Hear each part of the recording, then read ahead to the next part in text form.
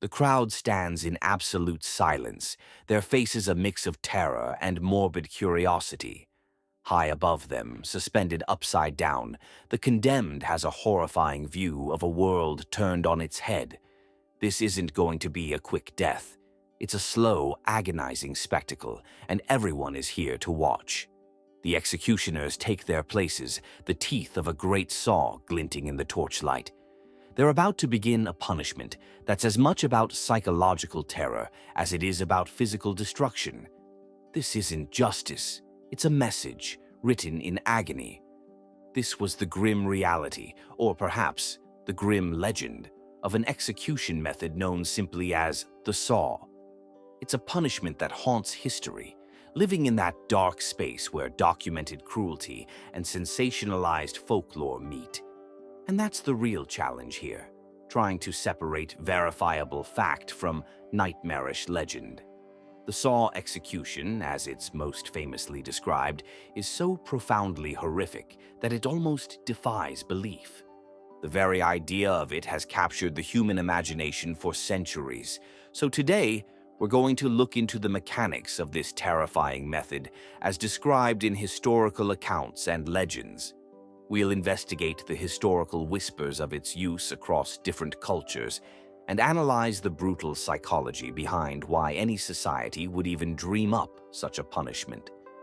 We'll also have to confront a difficult truth, that the most vivid details come from sources that are often unreliable, exaggerated, or straight-up propaganda. This isn't just a story about a method of death. It's about how history remembers and sometimes creates its own monsters. To understand the sheer terror of the saw execution, you have to look at the process as it's been passed down.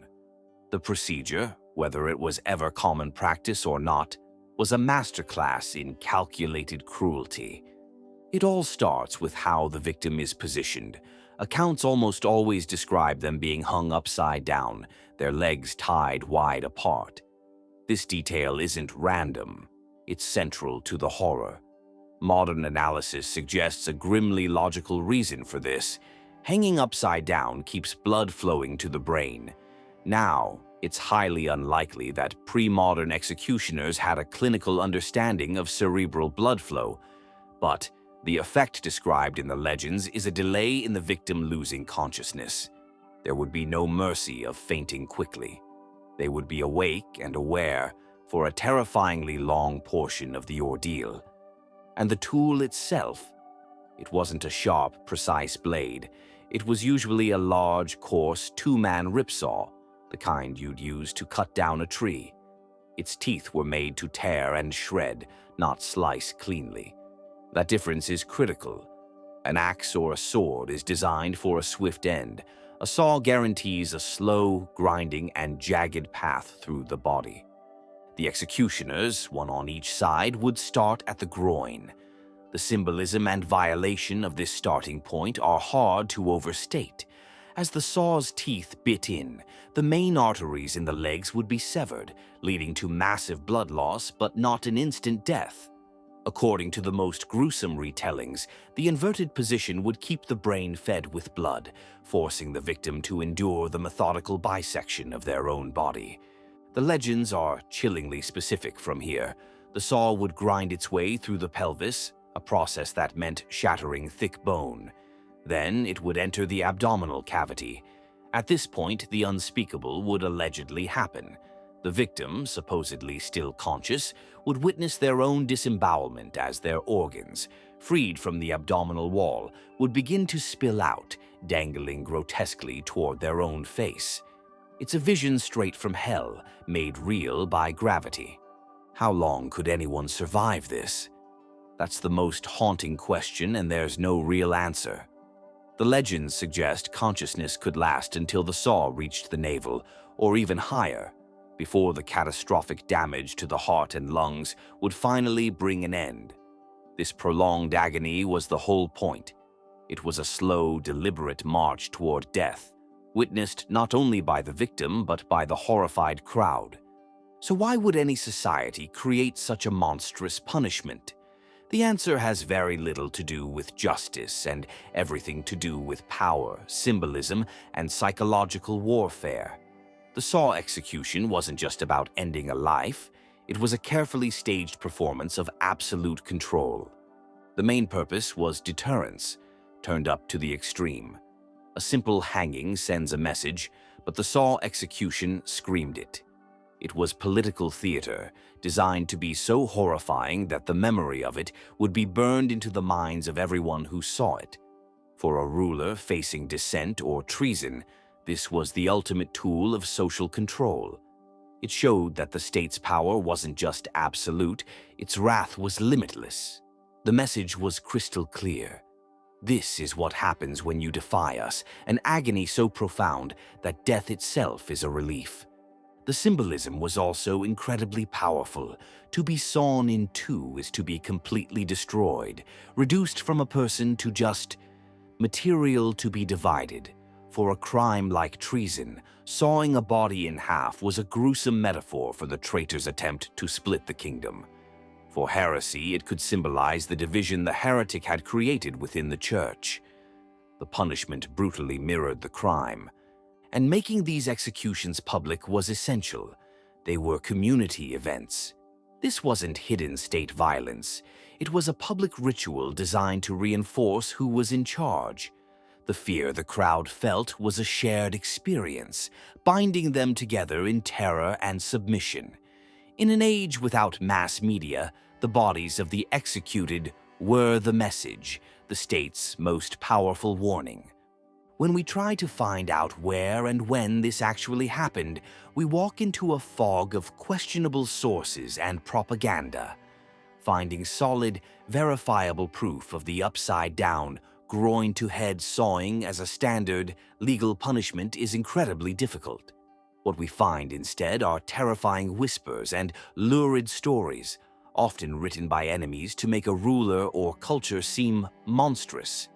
Ancient Rome is one of the first places these whispers appear, tied to the infamous Emperor Caligula. Roman historians like Suetonius, writing long after Caligula was dead and as part of a hostile tradition, painted him as a depraved sadist. These accounts, which modern historians view as almost certainly sensationalized propaganda, claim Caligula loved this punishment. They say he'd have men sawn in half, not lengthwise but across the middle, and would watch while he ate, claiming the spectacle was an appetizer.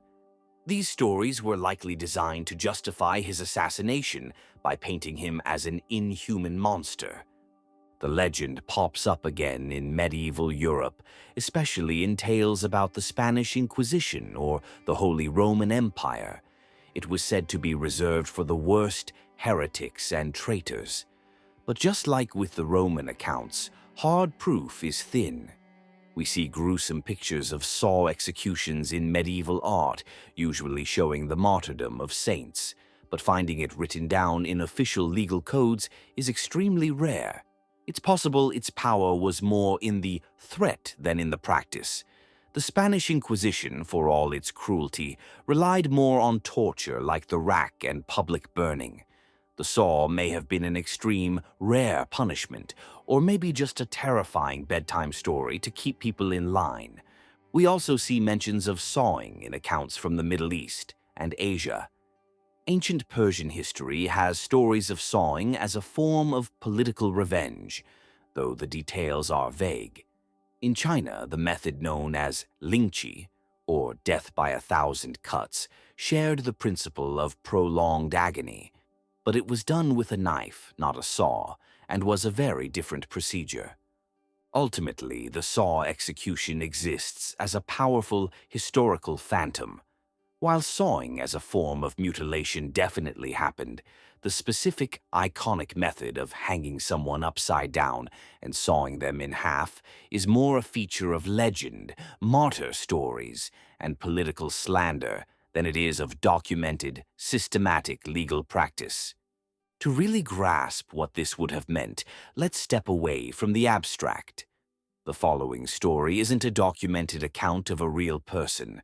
No such personal story has survived. This is a composite, a narrative built from the fragments of legend to imagine what it might have been like.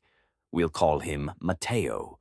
Mateo was a blacksmith in a small town in medieval Spain, a man known for his strong arms and an even stronger mind. His crime wasn't murder. His crime was thought. He was accused of heresy for questioning church doctrine in conversations that weren't as quiet as he thought. A neighbor reported him, a tribunal convicted him, and his sentence was to be made an example of. The day of the execution was cold and gray. Mateo was paraded through the muddy streets of his own town. Faces he'd known his whole life, people he'd shared bread with, whose tools he'd fixed, now stared back with a mix of pity, fear, and morbid curiosity. He wasn't Mateo the blacksmith anymore. He was the heretic. At the scaffold, he was stripped of his clothes and his dignity. The executioners bound his ankles with thick rope. Then, with a jarring lurch, his world turned upside down. Blood rushed to his head in a dizzying, pounding wave. The crowd became a blurry, inverted sea of faces. He could see the officials, the priest, and the two burly men now positioning a massive saw between his legs. The first touch of the cold steel was a shock, a promise of what was to come. Then the sawing began. It wasn't a slice. It was a grinding, tearing agony, a scream ripped from his lungs, a sound both his and yet completely alien. With each pull and push, the blade dug deeper. He felt the jarring vibration as it hit the bone of his pelvis and the sickening crunch as the men put their weight into it. Pain was his entire world. It burned away all thought, all memory. Yet somehow he was still conscious. The pounding in his head kept him anchored to the horror. He could feel the warmth of his own life spilling out, running down his body and into his hair. Then came the moment that shattered his sanity. As the saw cleared his pelvis and entered his abdomen, he felt a hideous release. Through his blood-misted eyes, he saw his own insides begin to emerge, a grotesque cascade of red and gray. The crowd gasped. Some turned away. Others stared, transfixed. For Mateo, there was no crowd, no world, only the relentless rhythm of the saw and the sight of his own body being unmade. Time had no meaning. There was only the before the saw began and the endless tearing now. He was a blacksmith who had worked with metal his whole life, but this brutal tool was now unmaking him, bit by agonizing bit. At long last, as the saw reached his vital organs, the darkness he had been praying for finally came. His last sensation was not of pain, but of a final, terrifying fall into silence. The history of punishment is filled with cruelty, but few methods are as cold and calculating as the saw. If you're fascinated by these deep dives into the darker corners of history, make sure you subscribe to our channel and hit the notification bell.